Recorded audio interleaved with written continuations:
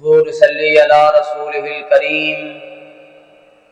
أما بعد فأعوذ بالله من الشيطان الرجيم بسم الله الرحمن الرحيم ألا إن أولياء الله لا خوف عليهم ولا هم يحزنون آمنت بالله صدق الله ومولانا العظيم بلغ العلا بكماله كشف الدجى بجماله حسنت جميع خصاله صلوا علیہ وآلہ۔ آج کا یہ واقعہ دل تھام کر سنیے گا کہ کس انداز سے ایک بدکار عورت نے اپنے گناہوں کی توبہ کی۔ تو احباب وقار آئیے جانتے ہیں اس ویڈیو کے اندر حضرت لال سخی شہباز قلندر رحمت اللہ تعالی علیہ اور آپ کے کچھ مریدین ملتان شریف سے باہر ایک جنگل کے اندر آپ نے ڈیرا لگایا اور وہیں آپ کے خیمے نصب کیے گئے۔ رمضان المبارک کا یہ پاک مہینہ تھا اور حضرت لال سخی شہباز قلندر اور آپ کے تمام ساتھیوں کو روزہ بھی تھا اور ابھی روزے میں افطاری میں کافی وقت تھا، تو یہ طے پایا کہ افطاری کا انتظام یہی کریں گے اور افطاری یہی کرنے کے بعد کل یہاں سے رخصت ہو جائیں گے۔ تو احباب وقار ہر کسی کے ذمے ڈیوٹی لگ گئی، کام ذمے لگ گیا۔ کوئی لکڑیاں لینے کے لیے جنگل کا رخ کرتا ہے تو کوئی پانی لینے کے لیے کنویں کا رخ کرتا ہے، تو ہر کسی نے اپنی اپنی ڈیوٹی سنبھالی۔ حضرت لال سخی شہباز قلندر رحمت اللہ تعالی علیہ آپ کے پاس کچھ گندم تھی جو آپ اسے پسوانے کے لیے شہر کا رخ کرتے ہیں، اور اس دنوں یہ رواج تھا کہ عورتیں کچھ معاوضہ لے کر آٹا بنا دیا کرتی تھی، چکی پیس دیا کرتی تھی۔ تو حضرت لال شہباز قلندر رحمت اللہ تعالی علیہ بھی اسی غرض کے ساتھ شہر میں داخل ہوئے اور چلتے چلتے چلتے ایک دروازے کے سامنے پہنچے، تو اس دروازے کے اندر گھر کے اندر موجود جو چکی پیسنے والی عورت کی نظر آپ رحمت اللہ تعالی علیہ پر پڑی اور آپ کے حسن کی تاب نہ لا سکی اور آپ پر فریفتہ ہو گئی اور دروازے پہ پہنچی اور دروازہ کھول کر کہا کہ اے شخص کس مقصد کے لیے آئے ہو؟ تو آپ رحمت اللہ تعالی علیہ نے وہ گندم دیتے ہوئے کہا کہ مجھے آٹا بنا کر دے۔ تو وہ عورت گندم پکڑتی ہے اور چکی پیسنے کے لیے آٹا بنانے کے لیے اندر تشریف لاتی ہے۔ تو احباب وقار حضرت سخی لال شہباز قلندر رحمت اللہ تعالی علیہ سر کو جھکائے بڑے ادب اور مہذب طریقے کے ساتھ نگاہوں کو جھکا کر اپنے رب کے ذکر میں مشغول ہو جاتے ہیں۔ وہ عورت چونکہ اس کی نیت کچھ صاف نہ تھی، اس لیے آٹا پیستے ہوئے، گندم پیستے ہوئے، چکی چلاتے ہوئے وہ اپنی للچائی ہوئی نظروں کے ساتھ آپ رحمت اللہ تعالی علیہ کی طرف دیکھنے لگی اور سوچنے لگی کہ کاش یہ میرے کام آ جائے اور یہ میرے جال میں پھنس جائے، لیکن آپ رحمت اللہ تعالی علیہ نے اس کی طرف کوئی توجہ نہ فرمائی۔ جب وہ عورت دانے پیستے ہوئے بار بار آپ کی طرف للچائی ہوئی نظروں سے دیکھتی رہی، لیکن آپ رحمت اللہ علیہ بھی جان چکے تھے کہ اس عورت کی نیت درست نہیں ہے، تو آپ رحمت اللہ تعالی علیہ نے وہ گندم چھوڑی اور وہاں سے نکلنے کے لیے گھر کے مکان کے دروازے کی طرف رخ فرمایا۔ جب آپ وہاں سے جانا چاہتے تھے اور عورت نے دیکھا کہ یہ شخص تو میرے ہاتھ سے نکل جائے گا، اس نے آپ کے دامن کو پکڑا اور کہا کہ اگر تو نے میری بات نہ مانی تو میں شور مچا دوں گی کہ چور ہے چور ہے۔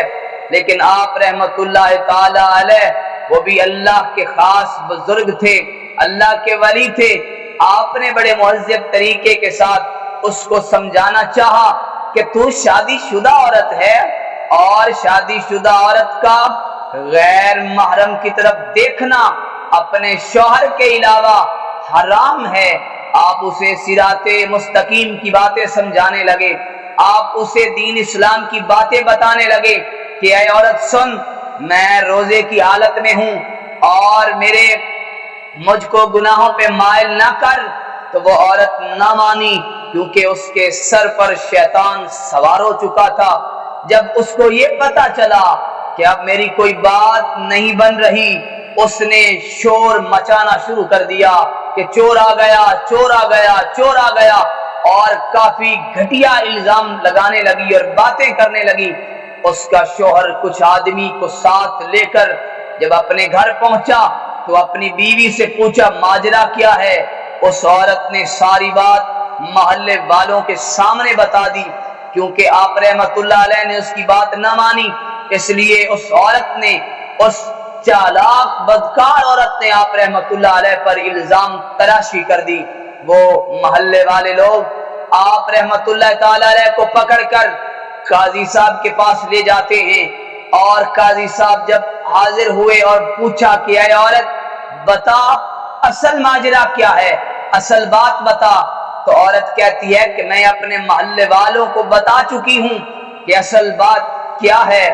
لیکن جب قاضی نے حضرت لال شہباز قلندر کے چہرے کی طرف دیکھا تو ایسی عجیب رکت طاری ہو گئی، اور وہ سمجھ گیا کہ یہ کوئی عام انسان نہیں ہے بلکہ اللہ کا نیک بندہ ہے۔ بڑے ادب کے ساتھ ہاتھ جوڑ کے سامنے حاضر ہوا اور کہتا ہے کہ اے اللہ کے بندے، اس عورت نے تمہارے اوپر بڑا گھٹیا الزام لگایا ہے، اس سے بچنے کے لیے ایک گواہ کی ضرورت ہے، اور اگر گواہ پیش نہ کیا گیا تو آپ کی جان کو بھی خطرہ ہے۔ آپ رحمت اللہ علیہ فرماتے ہیں کہ ہر عیوب سے پاک اس پروردگار کی ذات ہے، اور کسی کے عیبوں سے پردہ اٹھانا یہ اچھی بات تو نہیں ہے۔ اور کہا کہ اگر تم چاہتے ہو کہ گواہ حاضر کیا جائے تو میرا گواہ اسی عورت کا وہ چھوٹا سا بچہ ہے جو اس وقت اپنے بابا کی گود میں اور اس وقت پنگوڑے کے اندر کھیل کر ہم سب کی باتیں سن رہا تھا۔ جب محلے والوں نے یہ باتیں سنی، قاضی نے یہ باتیں سنی، کہا کہ اللہ کے بندے کبھی چھوٹے بچے بھی بولتے ہیں؟ تو آپ رحمت اللہ تعالی علیہ نے فرمایا کہ ہاں یہی بچہ میرا گواہ ہے، جس طرح حضرت عیسیٰ علیہ نبی جنا علیہ السلام نے اپنی ماں کی بے گناہی ثابت کرنے کے لیے پنگوڑے میں کلام کیا، آج یہ بچہ میری گواہی دینے کے لیے بھی اپنے پنگوڑے میں ضرور کلام فرمائے گا، کیونکہ میں گناہگار نہیں ہوں، میں سچا ہوں، میں نے کوئی جرم نہیں کیا۔ تو آپ رحمت اللہ تعالی علیہ نے جب یہ بات کی، لوگ حیران ہو گئے، اور قاضی صاحب نے اس بچے کے باپ کو مخاطب کرتے ہوئے فرمایا کہ اس بچے کو سامنے لایا جائے۔ جب بچہ سامنے آیا تو آپ رحمت اللہ تعالی علیہ نے اس کے سر پر ہاتھ پھیرتے ہوئے کہا، اے معصوم بچے، اپنے رب کے حکم سے اپنے رب کو حاضر و ناظر جان کر بتا، جب تو پنگوڑے کے اندر انگوٹھا چوس رہا تھا کہ تیری ماں اور میرے درمیان کیا باتیں ہوئی؟ جب اس بچے کو یہ بات کرنا تھی، اللہ کی قدرت سے ایسا ہوا کہ وہ معصوم بچہ اپنے بابا کی جھولی میں بولتا ہے، بلند کلام کرتا ہے، اور کہا کہ یہ جو بزرگ فرما رہے ہیں یہ سچ فرما رہے ہیں، اور میری ماں نے جھوٹ بولا ہے، اور میری ماں کی نیت اچھی نہیں تھی، اور آپ نے اور میری ماں نے اس بزرگ پر الزام لگایا ہے، اس لیے یہ بزرگ بالکل سچے، صادق اور امین ہیں۔ تو جب بچے کے کلام کو لوگوں نے سنا، عجیب رکت طاری ہو گئی، حیران ہو گئے۔ قاضی صاحب نے یہ ماجرا جب دیکھا، اپنی کرسی سے اٹھا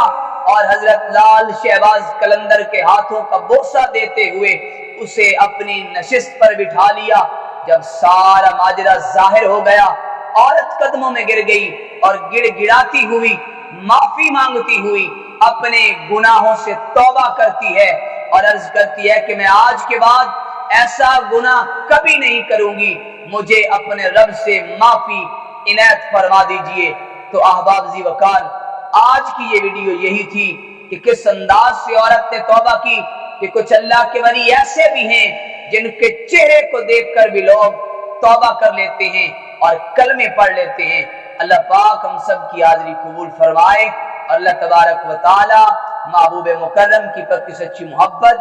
اور اولیاء اللہ سے پکی سچی محبت اور مودت نصیب فرمائے۔ وآخر دعوانا ان الحمد للہ رب العالمین۔